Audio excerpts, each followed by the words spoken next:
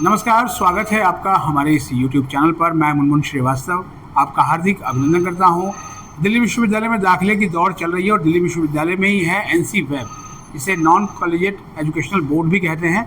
और इसमें बीए और बीकॉम के जो है कोर्स मौजूद हैं। 2 कट ऑफ आ चुकी हैं और आज तीसरी कट ऑफ जो है वो रिलीज़ होने जा रही है। हमारे साथ मौजूद हैं डॉक्टर सुरेंद्र सिंह, जो कि डिप्टी डायरेक्टर हैं एनसी वेब के, और उनसे जानेंगे कि जो है अभी एनसी वेब में जो 3rd कट ऑफ आई है वहाँ कहाँ पर अभी दाखिले खुले हैं और कहाँ पर संभावनाएं लगभग खत्म हो गई है। स्वागत है डॉक्टर सिंह हमारे चैनल पर। धन्यवाद मनमोहन जी। जैसे कि आपने पूछा, हमारी 3rd कट ऑफ आज रिलीज़ होगी लगभग 5 बजे के आसपास।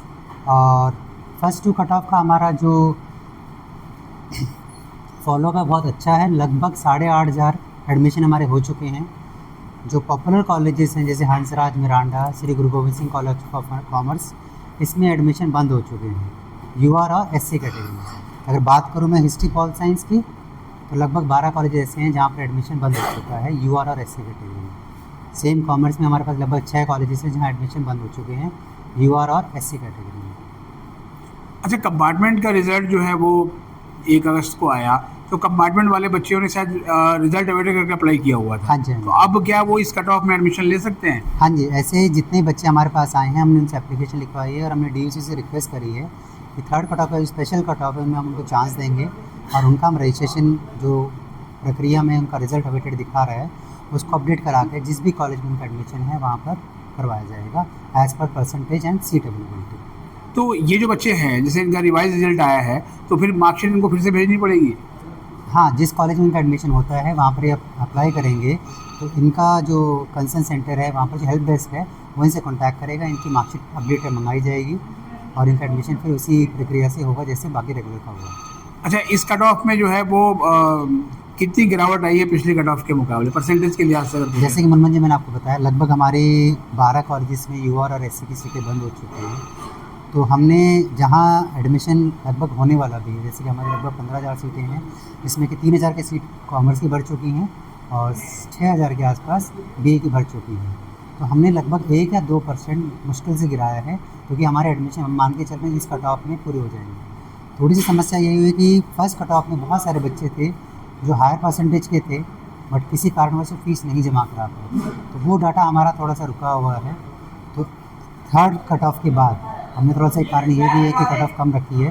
तो जो स्पेशल कट ऑफ है उसमें हमारा ये रहेगा कि जितने भी बच्चे जो किसी कारणवश 1st, 2nd, 3rd cut off में अगर एडमिशन नहीं ले पाए हैं तो स्पेशल कट ऑफ में सब्जेक्ट टू सीट अवेलेबिलिटी, मैं बार बार कह रहा हूँ सब्जेक्ट टू सीट अवेलेबिलिटी, ये अगली कट ऑफ होगी? हाँ, वो अगली कट ऑफ होगी, तो उसमें एडमिशन ले पाएंगे। अच्छा, जो ना फीस जमा कर पाए या कोई और कारण था, उनका डॉक्यूमेंट वगैरह डॉक्यूमेंट वेरिफिकेशन या फीस नहीं जमा करा पाए या फॉर्म ही नहीं भरा, मतलब फॉर्म इन द सेंस कि रजिस्ट्रेशन में पोर्टल में जैसे वो रेगुलर में मिड एंट्री जैसे दी नहीं, मिड एंट्री का नहीं है हमारे यहाँ। हमारे यहाँ जैसे मान लीजिए 1st कट ऑफ में एलिजिबल था बच्चा, बट उसने 1st कट ऑफ में भी अप्लाई नहीं किया, 2nd में भी अप्लाई नहीं किया और 3rd में भी अप्लाई नहीं किया आज वाले में। जैसे आज तो कर देगा, बट होगा क्या कि वो 1st और 2nd में एलिजिबल था, बट क्योंकि उसने 1st और 2nd में नहीं लिया तो 3rd में उसको हम वैसे भी नहीं लेंगे, बिकॉज हमारा वैसे विश्वविद्यालय का रूल है कि जो 1st कट ऑफ में एलिजिबल होता है 2nd और 3rd में एलिजिबल नहीं होता। बट क्योंकि बच्चों के भविष्य को देखते हुए हम 3rd कट ऑफ के बाद एक स्पेशल कट ऑफ निकालेंगे जिसमें बच्चों को चांस मिलेगा कि वो अपने रिस्पेक्टिव कॉलेज में जाके अगर सीट बचती है तो ठीक है, नहीं तो आसपास जो और अच्छे कॉलेजेस हैं उनमें एडमिशन ले सकते हैं। तो जैसे कि रेगुलर में अपग्रेड के चांसेस थे, तो एनसी वेब में भी अपग्रेड के चांसेस होते हैं? नहीं, एनसी वेब में एडमिशन एक ही बार होता है। तो हम इसलिए पहले ही, जब आपने जैसे मैम का भी इंटरव्यू लिया होगा और हमारे ब्रोशर में लिखा हुआ है कि दिल्ली विश्वविद्यालय के एनसी वेब में एडमिशन एक ही बार होता है, तो बच्चा बड़े ध्यान से अपने नज़दीकी केंद्र पर ही रजिस्ट्रेशन करा के एडमिशन को सिक्योर करें, क्योंकि हमारे यहाँ दोबारा प्रावधान नहीं है। एडमिशन अगर विड्रॉ भी कर लेता है बच्चा तब भी हम नहीं एडमिशन कर पाते इसका रजिस्टर। अच्छा, ये जो 2 कट ऑफ गई हैं इनमें ग्रीवेंसेस का क्या रहा? ग्रीवेंसेस आई या स्मूथली सब कुछ चल रहा है? ग्रीवेंसेस जैसे एडमिशन का, जैसे बच्चे का पास फीस जमा नहीं हुई, किसी ने हमें टाइम पे कांटेक्ट किया तो उसको फ़ीस के लिए हमने अपडेट करा, ओबीसी सर्टिफिकेट, एससी सर्टिफिकेट, जहाँ कोई समस्या आई नाम वगैरह में, हमने सारी मैक्सिमम ऑनलाइन जो ग्रीवेंसेस थी या फिजिकल की हम सब रिजॉल्व करके बैठे हुए हैं आराम से। अच्छा, जहाँ तक वो सेशन शुरू हमारा होने हर की बात सेंटर में है एक ग्रीवेंस सेंटर जी, बना जैसे हुआ अब ये 3 कट ऑफ जो है वो आ गए, तो अभी आप सेशन कब से शुरू करने की सोच रहे हैं एनसी वेब? हमारा सेशन हम मान के चलें सितंबर के आसपास हम शुरू कर देंगे, अगस्त के एंड में या सितंबर 1st वीक में शुरू कर देंगे। मतलब शायद 4 कट ऑफ के बाद? हाँ, क्योंकि मैंने जैसे आपको बताया हमारे 15,000 सीटें हैं, लगभग 8,500 भर गई हैं, तो हम मान के चल रहे हैं कि थर्ड और स्पेशल कट ऑफ में 80 to 90% एडमिशन हमारा हो हमने जो लास्ट इंटरव्यू किया था प्रोफेसर गीता भट्ट का, तो उसके बाद कुछ सवाल ऐसे आए कि घर हमारा दूर पड़ता है, जो सेंटर हमारे जहाँ एडमिशन हुआ है, तो हम किसी और सेंटर पर क्लास करने जा सकते हैं?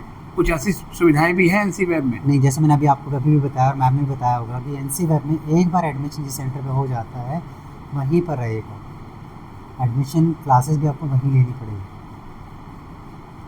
उसमें कोई बदलाव नहीं कोई होता। बदलाव नहीं है। और जो जैसे कि अभी सेकंड सेमेस्टर का रिजल्ट आएगा तो बच्चे माइग्रेशन, तो क्या एनसी वेब से रेगुलर कॉलेज में भी माइग्रेशन हो सकता हाँ है? बिल्कुल, अगर माइग्रेशन होता है बच्चे हमारे एनसीओ के, जैसे मेरे पिछले साल का मेरे पास अगर रिकॉर्ड बताता हूँ, 12 या 15 बच्चे ऐसे थे जो हमारे पास आए थे, इन्होंने रेगुलर में, चाहे अपनी नॉन कॉलेज के रेगुलर में लिया हो या दूसरे कॉलेज में रेगुलर में एडमिशन लिया है, और हम बड़ी खुशी हमारे कॉलेज उनको माइग्रेशन देने में कोई समस्या नहीं आती है। और बाकी जैसे आपने डाटा बताया कि 8,500 से अधिक सीटें भर चुकी हैं और हाँ जी। 15,200 शायद सीटें हैं हाँ आपके जी, यहाँ, हाँ जी। यानी कि जो मामला है वो 50% से ऊपर हो चुका है। हाँ मुनमुन जी, इसमें जो हमारे पास समस्या आती है, हमारा जो एडमिशन है उसकी कंडीशन है दिल्ली एनसीटी का बच्चा होना चाहिए, यानी उसके पास जो एक एड्रेस प्रूफ है वो दिल्ली एनसीटी का होना चाहिए। तो उस कारण से होता क्या है कि जो ओबीसी, ईडब्ल्यूएस और एसटी की सीटें दिल्ली की वो खाली रह जाती है।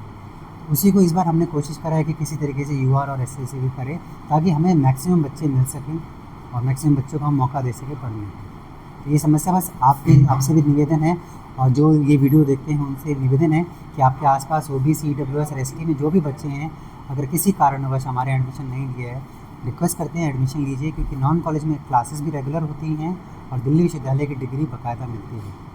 अच्छा, ये है कि अब 50% से ऊपर सीटें भर चुकी हैं, लेकिन अभी भी कुछ लिस्ट और आनी बाकी है, तो मान के हम चलें कि बीते वर्ष के मुकाबले अभी स्थिति बहुत अच्छी है एनसी वेब के एडमिशन के आपने लिए। हमारे इंटरव्यू लिए हैं तो आपको पता है कि सेकंड कट ऑफ में मुश्किल से 4, 4.5, 5,000 एडमिशन होते थे, पर जी। इस बार क्योंकि डबल है। बच्चों का रुझान भी अच्छा था, लोगों को पता भी था बच्चों को मुझे यहाँ रहना है, लेना है, तो लगभग हमारी 8,500 एडमिशन 2 कट ऑफ में ही हो गए। और जैसे कि मैंने बताया, थोड़ा बहुत जो बच्चे फीस नहीं भर पाए, अगर आप उसको किसी तरीके से जोड़ लें तो 9, 9,500 हो जाता है। अच्छा, इस राउंड में जो आपका ये कट ऑफ निकला है, तो स्टूडेंट्स को क्या सलाह देंगे आप, थर्ड कट ऑफ में जिनका नंबर आ गया?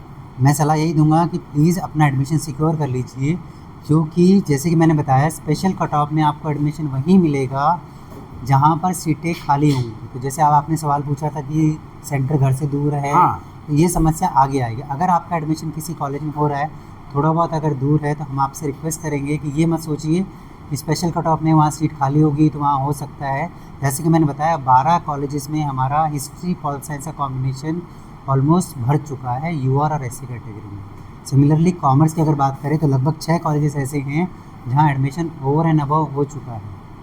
और एक सवाल और भी है डॉक्टर सुरेंद्र की, रेगुलर के एडमिशन भी साथ साथ चले रहे हैं, उनका भी थर्ड राउंड आने वाला है, तो एनसी पे मान लीजिए एडमिशन हो गया है और उसका रेगुलर में बाद में नंबर आ जाता है, तो यहाँ से एडमिशन विड्रॉ कर सकता है वो? विड्रॉ अपने 1,000 रुपये की फीस भर के विड्रॉ कर सकता है। हमारे कोई ये नहीं है कि एडमिशन ले लिया तो यहाँ रखना ही पड़ेगा। वो फिर रिफंड हो जाती है फीस? हाँ, फीस रिफंड दिल्ली विश्वविद्यालय करता है, जो भी प्रक्रिया दिल्ली विश्वविद्यालय की होती है वो बाकायदा फॉलोअप होती है और उसको बच्चे को फीस रिफंड विश्वविद्यालय करता है। जी, बहुत बहुत धन्यवाद डॉक्टर सुरेंद्र। तो आपने सुना डॉक्टर सुरेंद्र को, जो कि डिप्टी डायरेक्टर हैं एनसी वेब के, और उन्होंने बताया कि इस कट ऑफ में अगर आपके मार्क्स जो है वो मैच कर रहे हैं तो आप जो है वो तुरंत एडमिशन ले लीजिए, और उसके बाद जो है वो वेरिफिकेशन के बाद आपको जब फ़ी लिंक आए तो आप फ़ी पे ज़रूर कर दें, और फ़ी ऑनलाइन ही आपको पे करना है, किसी सेंटर पर जाने की ज़रूरत इसके लिए नहीं है। फिलहाल बताया गया कि कक्षाएं जो है वो सितंबर के प्रथम सप्ताह में शुरू होंगी, और जो विद्यार्थी डरे हुए हैं कि अगर उनका रेगुलर में एडमिशन हो जाता है तो एनसी वेब से फ़ीस वापस मिलेगी कि नहीं मिलेगी, तो उनका ये कहना है कि फ़ीस जो है विश्वविद्यालय के नियमों के अनुसार जो है वो आपको वापसी होती है। 1,000 रुपये उसमें जो है आपको फ़ी रिफंड के लिए आपको शुल्क देना होता है। मनमोहन जी, एक निवेदन आपसे रहेगा, जैसे बच्चे यहाँ वीडियो देख रहे होंगे, आप जब फ़ी पेमेंट करते हैं तो कोशिश कीजिए अपने पेटीएम ऐप से या कार्ड से कीजिए, क्योंकि पेमेंट आप कर देते हैं, आपके पास रिकॉर्ड नहीं होता है, तो रिकॉर्ड को रखिए और कोशिश करिए पेमेंट आप करें, साइबर कैफ़े पे जाके पेमेंट ना करें। ये भी बहुत महत्वपूर्ण हिदायत है, और ये समस्या जो है वो बीते साल रेगुलर कॉलेजेस में भी फ़ी रिफंड के दौरान आई थी, जब बच्चे यहाँ पर सपोर्ट सेंटर पे पहुँचते थे और कहते थे कि हमारा तो फ़ी रिफंड हुआ ही नहीं, तो पता लगा कि वो साइबर वाले भैया जो है उन्होंने अपना अकाउंट नंबर दिया हुआ है और वो फ़ी उनके अकाउंट में चली गई थी। तो अपने अकाउंट से ही फ़ी भरें और बहुत सावधानी बरतें, क्योंकि ये बहुत ही सिक्योर्ड जो है वो मामला होता है बैंकिंग का। तो अभी फ़िलहाल के लिए तो इतना ही है। आपके सवाल हैं कमेंट बॉक्स में लिख दीजिए, उनके जवाब हम जो है वो फिर से NC-वेब के अधिकारियों से लेने की कोशिश करेंगे। हमारे चैनल पर नए हैं, चैनल को सब्सक्राइब कर लें और इसे अपने दोस्तों के बीच शेयर करें। मिलते हैं एक और एपिसोड के साथ, तब तक के लिए नमस्कार। नमस्ते।